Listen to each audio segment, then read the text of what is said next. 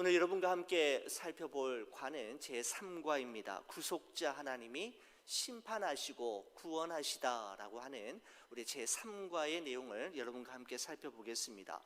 여러분의 교재 38페이지에 보시면 3과 제목 아래 신학적 주제를 이렇게 책이 기록하고 있습니다. 하나님의 의로운 심판은 모두에게 차별 없이 임하지만 구원은 완전한 대속 제물을 통해서 주어집니다. 이렇게 기록하고 있습니다. 여러분, 우리는 3과에서 하나님의 심판과 구원이라고 하는 주제를 다루게 될 터인데, 하나님의 심판은 언제나 옳고 모든 사람에게 차별 없이 공평하게 적용이 되지만, 하나님의 구원은 대가를 지불함으로써 주어지게 됨을 배우게 될 것입니다. 하나님의 심판과 구원에 대한 주제를 여러분과 함께 살펴보도록 하겠습니다. 여러분, 한 나라의 왕이 전국에서 아주 지혜롭고 명석한 학자를 한자리에 모은 후에 주문을 합니다. 전국에 흩어져 있는 모든 책들을 모아서 요약을 하라고 주문을 합니다. 학자들이 수십 년에 걸쳐서 작업을 한 결과 그들은 결국 10권의 책 전집을 추려서 만들게 되었습니다. 왕은 그것을 본 후에 책 양이 너무 많구나, 한 권으로 요약하라고 했고, 한 권이 나오자 이 또한 많다라고 생각하여서 한 장으로 이 전국에, 이 나라에 흩어져 있는 모든 책들의 내용을 요약해서 한 장에 기록해 보라고 했습니다. 그 한 장 또한 너무 길다고 생각했던지 그 왕은 한 문장으로 요약하라고 했을 때, 여러분, 그 나라에 존재하는 모든 지혜의 책들을 모으고 모아서 엑기스처럼 나온 내용이 무엇이었는가 하면, 이 세상에 공짜는 없다라고 하는 문장이었습니다. 여러분, 그렇습니다. 이 세상에 아무런 대가를 지불하지 않고 그냥, 그리고 저절로 주어지는 것은 아무것도 없습니다. 여러분, 그런데 에베소서 2장 8절에서 9절의 말씀에 보면 이런 말씀이 있습니다. 여러분, 이 말씀은 아주 중요한 말씀인데 우리 저와 함께 같이 한번 읽어볼까요? 같이 보시는 겁니다. 너희는 그 은혜에 의하여 믿음으로 말미암아 구원을 받았으니 이것은 너희에게서 난 것이 아니요 하나님의 선물이라. 행위에서 난 것이 아니니 이는 누구든지 자랑하지 못하게 함이라 라고 기록하고 있습니다. 여러분, 우리의 구원이 하나님의 선물이라는 것은 우리의 구원을 위해서 우리가 한 일은 아무것도 없다라는 것입니다. 구원은 전적인 하나님의 은혜의 선물이며 결과임을 말씀하는 아주 중요한 말씀입니다. 여러분, 하지만 여기서 우리가 중요한 사실 한 가지를 꼭 기억해야 하는데, 여러분, 우리의 입장에서 본다면 전적인 하나님의 은혜로, 그분의 선물로 값없이 우리가 구원을 받았지만, 하나님의 입장에서 볼 때에는 우리의 구원을 위해 그분은 엄청난 대가를 지불하셔야만 하셨다라는 사실을 기억하는 것이 중요합니다. 우리 입장에서는 선물로, 공짜로, 값없이 주어진 구원이지만, 하나님의 입장에서는 우리의 구원을 위해 엄청난 대가를 지불하셔야만 했는데, 그 대가가 무엇인가 하면 바로 예수 그리스도입니다. 바로 여러분과 저의 구원을 위해 완전한 대속 제물이 되어 주신 어린 양, 유월절 어린 양 예수 그리스도, 우리는 그분에 대해서 오늘 이 제3과를 통해서 배우게 될 것입니다. 여러분, 이와 같은 내용을 3과는 세 개의 주요한 포인트를 가지고 우리에게 설명하고 있는데, 여러분, 첫 번째 포인트는 하나님이 임박한 심판을 경고하십니다 라고 하는 포인트고요. 두 번째는 하나님이 완전한 희생 제물을 통해 보호하십니다.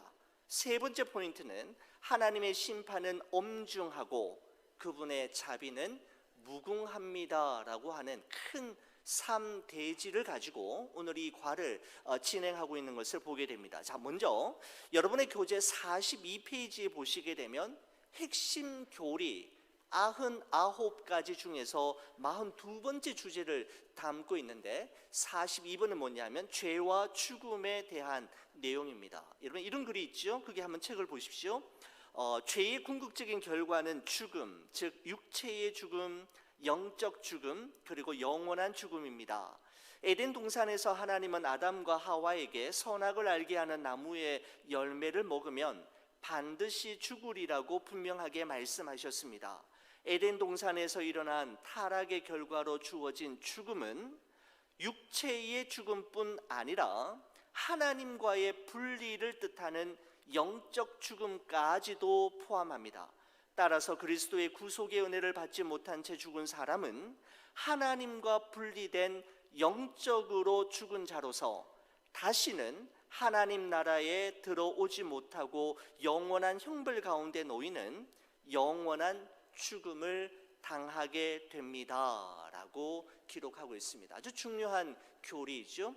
죄의 결과, 죄의 삭신, 사망, 죽음에 대해서 기록하고 있는데 여러분 세 가지 죽음이 있음을 말씀하고 있지요. 바로 육체의 죽음, 영적 죽음, 영원한 죽음이 있습니다. 여러분 육체의 죽음이라는 것은 우리가 일반적으로 말하는 죽음입니다.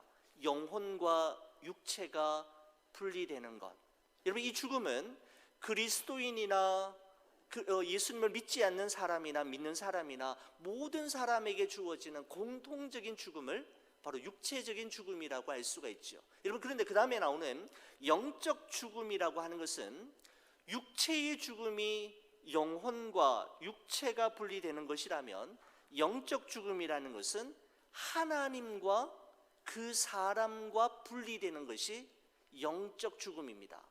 그리고 영원한 죽음이라는 것은 하나님과 분리된 상태에서, 즉 영적 죽음의 상태에서 끝내 구원을 받지 못하고 영원한 형벌을 받아 지옥에 떨어지게 되는 것, 바로 그것을 영원한 죽음이라고 이야기합니다. 바로 영적 죽음과 영원한 죽음은 예수 그리스도를 믿지 않은 자, 구원받지 못한 자에게만 주어지는 죽음입니다. 자, 그러면 우리 이와 같은 내용을 우리가 먼저 가지고 우리 본문의 말씀 속으로 한 걸음 더 들어가 보도록 하겠습니다. 여러분의 책 페이지 39페이지 위쪽 질문 아래에 보시면 이런 글이 있습니다. 하나님은 그분의 백성이 출애굽을 기억하기를 바라셨습니다. 그래서 그들에게 시각, 청각, 후각, 미각, 촉각 등 복합적인 감각을 통해 기념할 수 있는 유월절 식사를 주셨습니다. 예수님도 유월절과 연관된 주의 만찬을 제정할 때 너희가 이를 행하여 기념하라고 하셨습니다. 유월절 이야기는 하나님의 심판과 구원을 아름답게 묘사해 줍니다 라는 말로 이 책의 내용이 시작이 되는데, 여러분 이 말씀을 보면서 예전에 보았던 빅터 솔로몬이라고 하는 유대인 랍비가 쓴 베스트셀러가 되었던 옷을 팔아 책을 사라 라고 하는 책의 한 챕터가 생각이 났습니다. 여러분 유대인들이 과거에 얼마나 많은 고난과 핍박이 있었습니까? 그리고 끊임없는 전쟁이 있었음에도 불구하고 그 나라가 망하지 않고 오히려 오늘날 세계 정상의 자리를 각 분야에서 석권하고 있는 비결을 빅터 솔로몬이라고 하는 랍비는 이렇게 이야기하고 있습니다. 바로 유대인들은 기념일을 아주 소중하게 여기는 민족이기 때문이다 라고 이야기하고 있습니다. 이스라엘 백성들이 아주 중요하게 생각하는 소위 그들의 3대 기념일, 3대 절기가 있는데 바로 그것은 유월절, 맥추절, 초막절입니다. 하나님께서는 이스라엘 백성들에게 이 3대 절기를 반드시 지키게 하셨는데 그 이유가 무엇인가 하면 기억하고 생각나게 하기 위함이었습니다. 무엇을 기억하도록 하기 위함이었을까요? 무엇을 늘 생각나게 하기 위해서 이 절기를 지키라고 한 것일까요? 두 가지입니다. 하나님이 하셨고 하나님이 주셨음을 기억하고 생각하도록 하기 위해서 이 3대 절기를 꼭 지키게 하셨던 것입니다. 여러분, 그렇습니다. 기억하게 하시고 생각나게 하시는 것이 바로 은혜입니다. 마가복음 14장 72절 말씀에 보면 이런 말씀이 있습니다. 닭이 곧 두 번째 울더라. 어떤 상황인지 여러분 감을 잡으셨죠? 이에 베드로가 예수께서 자기에게 하신 말씀, 곧 닭이 두 번 울기 전에 내가 3번 나를 부인하리라 하심이 기억되어 그 일을 생각하고 울었더라 라고 되어 있습니다. 기억하고 생각했다라고 말씀하고 있습니다. 여러분, 베드로가 예수님을 3번 부인하는 순간 닭 울음소리가 들렸고, 그때 베드로는 예수님께서 자기에게 하신 말씀이 기억이 나고 생각이 나서 울며 회개했다라고 말씀하고 있습니다. 여러분, 그런데 가룟 유다는 좀 달랐습니다. 여러분, 가룟 유다가 예수님에게 배신의 입맞춤을 했을 때 그는 예수님의 말씀이 기억나지 않았고 예수님께서 이미 하셨던 말씀이 생각나지 않았습니다. 하지만 베드로는 예수님을 3번 부인했을 때 예수님의 말씀이 기억났고 생각이 남으로 말미암아 회개하고 돌이키게 된 것이죠. 바로 이것이 은혜입니다. 은혜는 기억나게 하시고 생각나게 하는 것이 바로 은혜라는 생각을 해보았습니다. 사랑하는 우리 성도 여러분, 여러분과 저에게도 큰 시험을 받을 때, 잘못된 길로 걸어갈 때, 또는 고난과 역경의 때에 생각나는 말씀, 기억나는 말씀이 있기를 간절히 소원합니다. 그 말씀이 우리를 넘어진 자리에서 다시 일으켜 세울 것이고 실패와 좌절의 자리에서 우리를 다시 살리는 말씀이 될 것이기 때문입니다. 기억나는 말씀, 생각나는 말씀이 주어지는 것이 바로 은혜인데, 바로 이스라엘 백성들은 기억하고 생각하기 위해 하나님께서 그들로 하여금 3대 절기를 지키게 하셨던 것입니다. 여러분, 오늘은 이 유대인들의 3대 절기 중에서 우리가 좀 더 집중적으로 살펴보는 것이 바로 유월절, 패스오버이라고 하는 부분에 대해서 살펴보는 것이죠. 여러분, 첫 번째 포인트가 페이지 39페이지에 나와 있는데, 하나님이 임박한 심판을 경고하십니다 라고 되어 있습니다. 여러분의 책에는 출애굽기 그 본문이 11장 4절에서 8절까지 말씀으로 나와 있습니다만은 저는 이 본문뿐만 아니라 11장 1절에서 마지막 절까지 10절까지 말씀을 모두 다 한번 읽고 말씀을 좀 나눠보려고 합니다. 여러분, 성경책 가지고 계시죠? 우리 그러면 출애굽기 11장 말씀을 한번 보시는 겁니다. 11장 1절에서 10절까지 말씀, 우리 전체 말씀을 한번 보도록 하겠습니다. 제가 먼저 11장 1절 말씀을 보겠습니다. 여호와께서 모세에게 이르시기를, 내가 이제 한 가지 재앙을 바로와 애굽에 내린 후에야 그가 너희를 여기서 내보내리라. 그가 너희를 내보낼 때에는 여기서 반드시 다 쫓아내리니 백성에게 말하여 사람들에게 각기 이웃들에게 은금 폐물을 구하게 하라 하시더니, 여호와께서 그 백성으로 애굽 사람의 은혜를 받게 하셨고, 또 그 사람 모세는 애굽 땅에 있는 바로의 신하와 백성의 눈에 아주 위대하게 보였더라. 모세가 바로에게 이르되, 여호와께서 이와 같이 말씀하시기를, 밤중에 내가 애굽 가운데로 들어가리니 애굽 땅에 있는 모든 처음 난 것은 왕 위에 앉아 있는 바로의 장자로부터 맷돌 뒤에 있는 몸종의 장자와 모든 가축의 처음 난 것까지 죽으리니 애굽 온 땅에 전무후무한 큰 부르짖음이 있으리라. 그러나 이스라엘 자손에게는 사람에게나 짐승에게나 개 한 마리도 그 혀를 움직이지 아니하리니 여호와께서 애굽 사람과 이스라엘 사이를 구별하는 줄을 너희가 알리라 하셨나니 왕의 이 모든 신하가 내게 내려와 내게 절하며 이르기를 너와 너를 따르는 온 백성은 나가라 한 후에야 내가 나가리라 하고 심히 노하여 바로에게서 나오니라.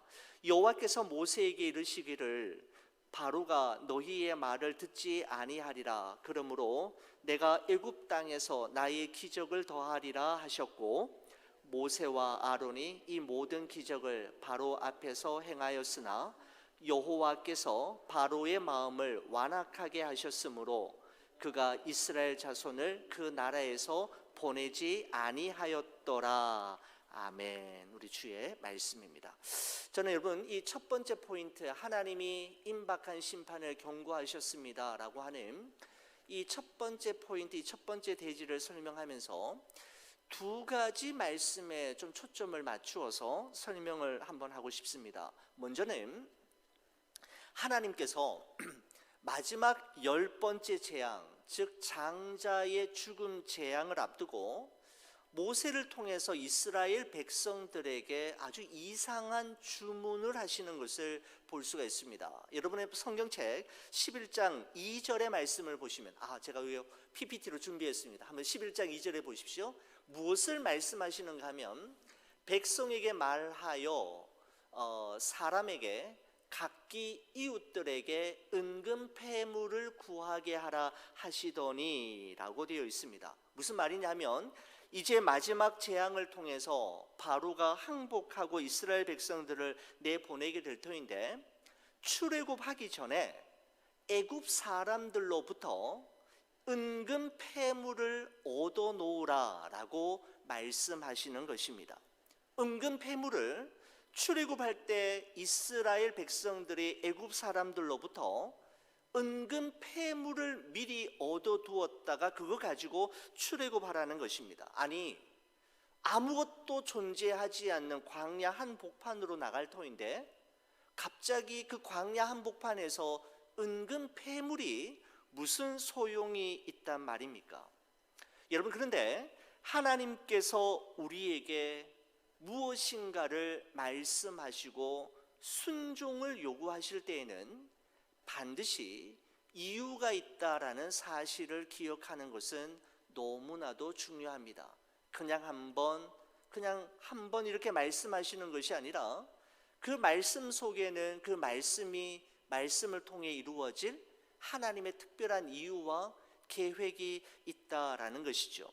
모세와 이스라엘 백성들은 지금은 하나님께서 말씀하시는 이 주문 사항이 무엇인지 이해하지 못하지만 나중에 왜 출애굽할 때 애굽 사람들로부터 은금 패물을 구하여 가지고 나오도록 하셨는지 그 이유를 알게 되는데, 바로 그것은 애굽 사람들로부터 가지고 나온 그 은금 패물로 나중에 성막 안에 모든 기구를 만드는 데 사용하게 됩니다. 법궤를 둘러싸고 금태를 두르며 속죄소를 만드는데 애굽의 은금 패물이 사용되었고, 대접과 숟가락, 등대와 등잔, 부삽, 대야, 집게, 갈고리, 받침대와 성막의 말뚝을 만드는 재료로 무엇이 사용되어졌느냐 하면 이스라엘 백성들이 출애굽할 때 얻어 가지고 나왔던 애굽의 은금 패물이 사용이 되는 것이죠. 여러분께서는 어쩌면 이런 질문을 가지고 계실는지 모르겠습니다. 어떻게 성막에서 사용될 거룩한 도구들이 하나님을 믿지 않고 우상을 섬기는 데 사용되었던, 그리고 애굽 사람들의 그 부정한 은금 패물을 가지고 만들 수 있단 말인가 라고 하는 질문을 가질 분들도 계시리라 생각이 됩니다. 성막에 사용될, 하나님께 제사 드리는 도구로 사용될 물건들이 어떻게 애굽 사람들이 부정하게 가지고 있는 그 은금으로 만들 수 있느냐라는 말이죠. 여러분, 그때 이렇게 저는 설명하고 싶습니다. 여러분, 부엌의 칼은 좋은 것입니까? 나쁜 것입니까? 선한 도구입니까? 아니면 나쁜 악한 도구입니까? 칼은 언제나 중립적이지요. 단지 누구의 손에 칼이 쥐어지느냐에 따라 그 칼은 좋은 것이 될 수도 있고 나쁜 것이 될 수도 있으며, 선한 도구로 사용될 수도 있고 악한 도구로 사용될 수도 있는 것입니다. 가정주부의 손에 부엌칼이 들려지게 되면 가족의 건강을 위해 맛있는 음식을 만드는 도구가 될 것이지만, 강도의 손에 그 부엌칼이 쥐어지게 되면 사람을 위협하고 사람의 생명을 빼앗는 도구가 될 것입니다. 칼이 중요한 것이 아니라 그 칼을 사용하는 사람이 누구인가, 누구를 위해서 어떻게 사용될 것인가가 그 칼 자체보다 더 중요한 것이죠.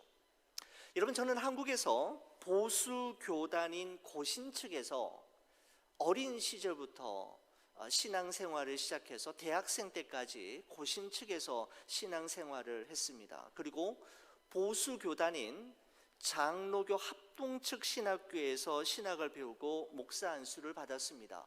제가 대학생 때, 중고등학교 때 수련회 갈 때마다 수련회 때 기타를 사용하지를 못했습니다.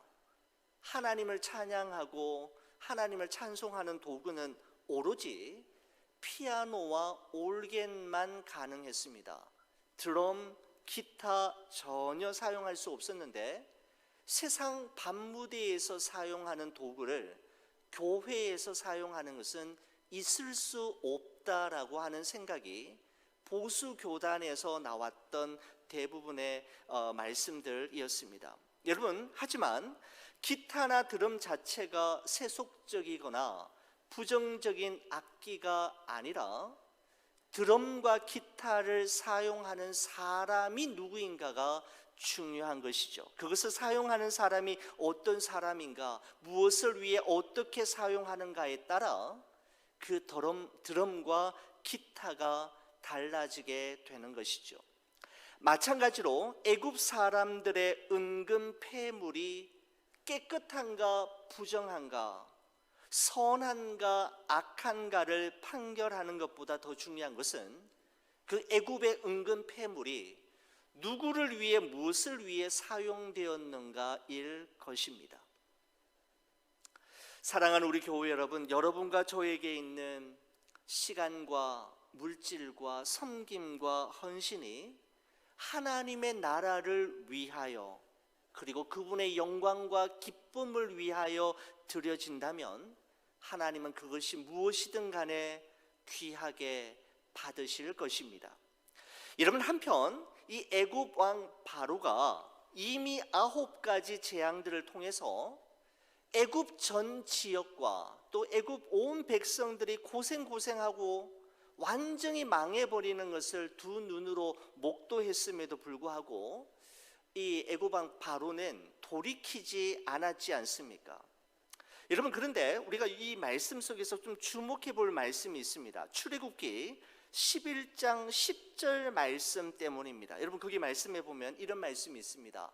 모세와 아론이 이 모든 기적을 바로 앞에서 행하였으나, 그 다음 표현입니다. 여호와께서 바로의 마음을 완악하게 하셨으므로 그가 이스라엘 자손을 그 나라에서 보내지 아니하였더라 라고 말씀하고 있습니다. 여러분, 이 말씀을 보시면 바로가 이렇게 하나님의 경고에도 불구하고 끝까지 저항했던 이유를 여호와께서 바로의 마음을 완악하게 하셨기 때문이다 라고 이야기하면서 바로의 책임이 아니라 하나님께 책임이 있는 것처럼 말씀이 표현되어 있기 때문입니다. 바로의 책임입니까? 하나님의 책임입니까? 여러분, 바로의 완악함에 대해서 성경이 두 가지 표현을 사용하고 있는데, 여러분, 이런 표현입니다. 바로 왕 스스로가 마음을 완악하게 했다라고 하는 표현이 나옵니다. 출애굽기 7장 13절에 보면, 그러나 바로의 마음이 완악하여 그들의 말을 듣지 아니하니 여호와의 말씀과 같더라. 출애굽기 8장 32절에도 보면, 그러나 바로가 이때에 그의 마음을 완강하게 하여 그 백성을 보내지 아니하였더라라고 하면서 바로 왕 스스로가 마음을 완악하게 해서 이스라엘 백성들을 내보내지 않았다라고 표현하는 문장이 있는가 하면, 하나님께서 바로의 마음을 완강하게 하심으로 그렇게 했다라고 하는 표현도 나옵니다. 출애굽기 9장 12절에 보면, 그러나 여호와께서 바로의 마음을 완강하게 하셨으므로 그들의 말을 듣지 아니하였으니 여호와께서 모세에게 말씀하심과 같더라. 오늘 말씀인 출애굽기 11장 10절에서도 모세와 아론이 이 모든 기적을 바로 앞에 행하였으나 여호와께서 바로의 마음을 완강하게 하셨으므로 그가 이스라엘 자손을 그 나라에서 보내지 아니하였더라라고 말씀하고 있습니다.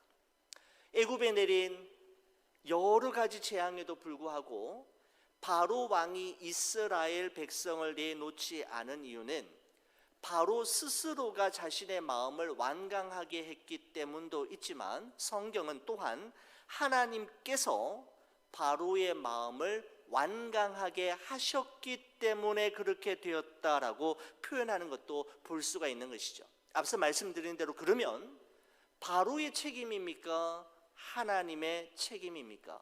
성경에 난해 구절이 많이 있는데, 이 구절 또한 참 쉽게 다루어지지 않는 난해 구절 중에 한 가지입니다. 여러분, 이 부분에 대해서 성경학자들은 이렇게 이야기합니다. 여러분, 하나님께서 바로를 완악하게 하셨다라고 하는 이 말씀은 하나님께서 바로를 완악한 대로 내버려 두셨다라고 하는 의미입니다. 내버려 두셨다. 여러분, 내버려 두셨다라고 하는 표현이 로마서 1장 28절의 말씀에 나오는데, 이런 말씀이 있습니다. 또한 그들이 마음에 하나님 두기를 싫어하며 하나님께서 그들을 그 상실한 마음대로 내버려 두사 합당하지 못한 일을 하게 하셨으니 라고 하고 있습니다. 하나님께서 그들을 내버려 두시면 어떻게 되는지에 대해서 그 다음 구절인 29절에서 31절까지 말씀에 나오는데, 이렇게 되어 있습니다. 모든 불의, 추악, 탐욕, 악의가 가득한 자요, 시기, 살인, 분쟁, 사기, 악독이 가득한 자요. 하나님이 내버려 두시면 어떻게 되는지에 대해서 말씀하고 있는 겁니다. 수근수근하는 자요, 비방하는 자요, 하나님께서 미워하시는 자요, 능욕하는 자요, 교만한 자요, 자랑하는 자요, 악을 도모하는 자요, 부모를 거역하는 자요, 우매한 자요, 배약하는 자요, 무정한 자요, 무자비한 자가 된다라고 말씀하시는 것이죠. 여러분, 하나님의 가장 무서운 징계는 내버려 두심입니다. 네 마음대로 하라는 것, 하나님의 가장 무서운 징계의 방법이죠. 하나님께서 계속해서 이제 그만해, 이제 그만하고 돌아오렴, 이제 그만하라니까 라고 해도 끝까지 저항하고 끝까지 완악하여 완강하게 거부하면 그 다음은 그냥 내버려 두시는 것입니다. 네 마음대로 해보라는 것이죠. 이것이 바로, 이것보다 더 무서운 것은 없는 것이죠. 사랑하는 우리 교회 여러분, 우리가 반복적으로 그리고 의도적으로 죄를 짓고 있음에도 불구하고 우리에게 아무 일도 일어나지 않는 것은, 그 정도는 괜찮다, 그 정도는 하나님께서도 이해하신다라는 것을 의미하는 것이 아니라 하나님의 내버려 두심일 수도 있음을 우리는 명심해야 합니다. 그러면 정말 큰일 나게 되는 것이죠. 여러분, 그러므로 항상 우리 자신을 돌아보며 하나님 앞에 우리 자신을 회개함으로 하나님께 돌이키는 반복적인 삶이 있어져야만 하는 것이죠. 바로 바로의 마음을 완강하게 하나님께서 하셨다라고 하는 말은 바로를 너 마음대로 해보라고 내버려 두셨다라는 것을 의미하는 말씀입니다. 자, 여러분, 첫 번째 포인트를 넘어서 이제 두 번째와 세 번째 포인트를 우리가 함께 생각해 볼 터인데, 페이지 40페이지 보시면은 두 번째 포인트를 이렇게 기록합니다. 하나님이 완전한 희생 제물을 통해 보호하십니다. 세 번째 포인트는 43페이지에 하나님의 심판은 엄중하고 그분의 자비는 무궁합니다 라고 되어 있습니다. 이 두 번째, 세 번째 포인트는 바로 출애굽기 12장의 말씀에서 지연이가 찾은 것인데, 바로 6월절인 패스오버에 대한 이야기입니다. 10번째 재앙인 장자 죽음의 재앙을 앞두고 하나님께서는 이 재앙으로부터 이스라엘 백성들이 보호받을 수 있는 길을 열어주셨는데, 바로 출애굽기 12장의 말씀인데 그 내용이 이렇습니다. 첫 달 10일에 이스라엘 백성들은 흠이 없는 1년 된 어린 숫 양을 준비합니다. 각 가정당 한 마리씩을 준비하는데, 흠이 없는 1년 된 어린 숫 양을 준비하라라고 하는 것은 자신에게 있는 것들 중에서 가장 좋은 것을 준비하라라고 하는 의미입니다. 여러분, 그리고 14일이 되면, 그러니까 4일 동안 그 어린 숫 양을 준비해 두었다가 4일이 지난 14일이 되면 그 어린 양을 잡아서 피는 자신의 집 좌우 문설주와 임방에 바르고, 그 고기는 삶지도 날 것으로도 먹을 것이 아니라 반드시 불에 구워서 먹는데 무교병과 쓴 나물과 함께 먹는 것입니다. 먹을 때에는 허리에 띠를 띠고 발에 신을 신고 손에 지팡이를 잡고 허겁지겁 급하게 먹어야 한다라고 말씀하셨습니다. 여러분, 여기에는 아주 중요한 신학적인 의미가 있죠. 바로 어린 양의 피는 우리의 죄를 사하시기 위해서 십자가에 흘리신 예수 그리스도의 보혈을 의미합니다. 여러분, 그리고 무교병과 쓴 나물을 먹으라고 한 것은 이스라엘 백성들이 지난 430년 동안 애굽에 종살이하면서 경험했던 그 고통스러웠던 날들, 실패했던 경험들을 잊지 말고 기억할 것을 의미하는 것입니다. 여러분, 그리고 양고기를 먹을 때에는 허리에 띠를 띠고 발에 신을 신고 손에 지팡이를 잡고 급히 먹어야 했는데, 여러분, 이것은 하나님의 말씀에 대한 즉각적인 순종을 의미하는 것입니다. 여러분, 그리고 12절과 13절 말씀입니다. 우리 12절 13절은 저와 함께 같이 한번 읽어보도록 하겠습니다. 우리 성경책을 보고 함께 읽도록 하겠습니다. 12장 12절 13절입니다. 같이 보겠습니다. 시작. 내가 그 밤에 애굽 땅에 두루 다니며 사람이나 짐승을 막론하고 애굽 땅에 있는 모든 처음 난 것을 다 치고 애굽의 모든 신을 내가 심판하리라. 나는 여호와라. 내가 애굽 땅을 칠 때에 그 피가 너희가 사는 집에 있어서 너희를 위하여 표적이 될지라. 내가 피를 볼 때에 너희를 넘어가리니 재앙이 너희에게 내려 멸하지 아니하리라 라고 되어 있습니다. 어린 양의 피가 집 좌우 문설주와 인방에 발려진 집은 죽음을 면할 것이지만, 그 피가 없는 집은 예외 없이 모두 다 그 집의 장자가 죽임을 맛보게 될 것임을 이야기하고 있는 것입니다. 여러분, 애굽 사람들 중에도 착한 사람들이 많이 있었을 것입니다. 자신의 노예로 생활하고 있는 이스라엘 사람들에게 평소에 먹을 것을 주고 입을 것과 필요한 모든 것을 공급해 주며 착한 일 했던 애굽 사람들도 있었을 것입니다. 여러분, 그리고 이스라엘 백성들 중에서도 아주 못된 사람들도 있었을 것입니다. 애굽의 앞잡이 노릇을 하고 동족의 피를 빨아먹는 흡혈귀와 같은 나쁜 사람들도 있었을 것입니다. 여러분, 그러나 그날 밤 장자의 죽음 재앙이 애굽 전역을 뒤덮을 때 삶과 죽음을 갈라 놓았던 것은 얼마나 착하게 살았는가, 얼마나 좋은 일을 많이 했는가의 여부가 아니라 오직 한 가지였습니다. 어린 양의 피가 있었느냐 없었느냐 이었습니다. 얼마나 착한 일을 얼마나 많이, 얼마나 좋은 일을 많이 하며 살았는가가 삶과 죽음을 가르는 기준이 아니라 한 가지였습니다. 예수 그리스도의 보혈을 상징하는 바로 어린 양의 피가 있느냐 없느냐이었던 것이죠. 여러분, 신약 성경은 예수 그리스도를 하나님의 유월절 어린 양이라고 말씀하고 있습니다. 요한복음 1장 29절 말씀에 보시면, 우리 이 말씀 같이 한번 읽어보겠습니다.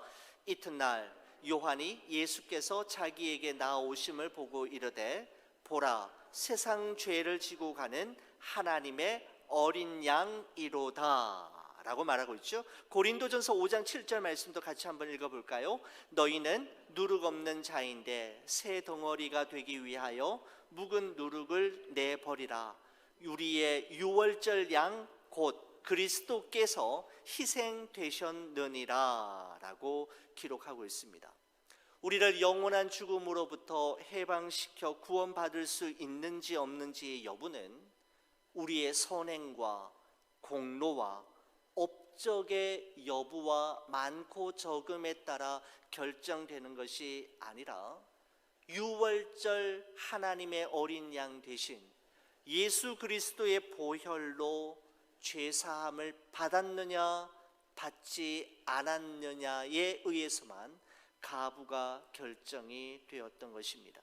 바로 우리를 죄와 그 죄의 결과인 죽음으로부터 구원하시고 영원한 생명을 우리에게 주신 예수 그리스도께서는 바로 하나님의 유월절 어린 양이 되사 하늘의 영광스러운 보좌를 떠나 이 낮고 낮은 땅에 내려와 죽으심으로 말미암아 우리는 예수 그리스도의 보혈의 공로로 하나님의 자녀가 되었고 하나님의 백성이 될 수가 있게 되었던 것이죠.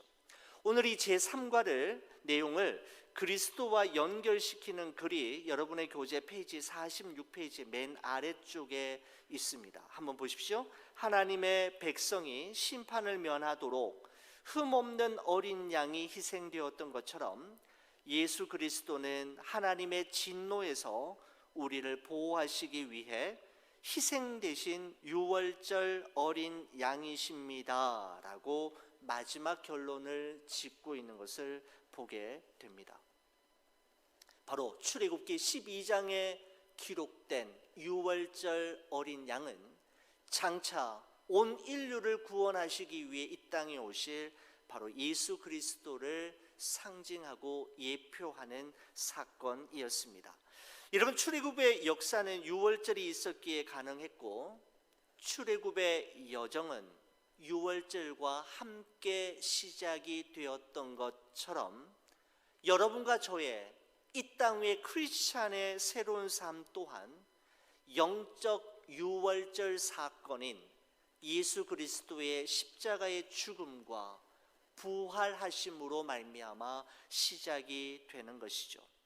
바로 유월절의 영적인 의미는 십자가에서 우리를 대신하여 죽으신 예수 그리스도 하나님의 어린 양 그분으로 말미암아 죄와 사망의 권세로부터 자유함을 얻고 구원을 받고 새로운 삶을 시작하게 되었다라는 것입니다. 사랑하는 우리 성도 여러분, 하나님의 어린 양 되신 예수 그리스도로 말미암아 주어진 이 구원의 감격이 여러분과 저의 삶 속에서 회복되어지기를 바라고 그분과 함께 동행하며 이 구원의 기쁜 소식을 내 주위에 알지 못하는 이들, 소중한 이들에게도 함께 나누며 전하는 여러분과 저의 삶이 되기를 주의 이름으로 간절히 축원을 드립니다.